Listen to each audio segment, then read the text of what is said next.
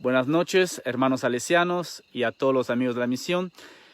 Estamos hoy celebrando el Día Mundial de las Misiones y quería compartir con ustedes de la forma más sencilla una pequeña reflexión.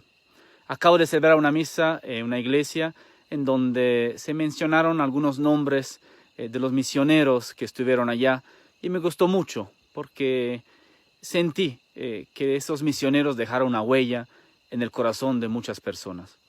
Así también nosotros en este domingo dedicado a las misiones y a los misioneros, recordamos en nuestras oraciones varios misioneros que hemos conocido, testimonios que hemos escuchado, y también los misioneros de nuestra inspectoría de Centroamérica, que en este momento, en los últimos 6 años, 3 han salido hacia varias tierras de misión.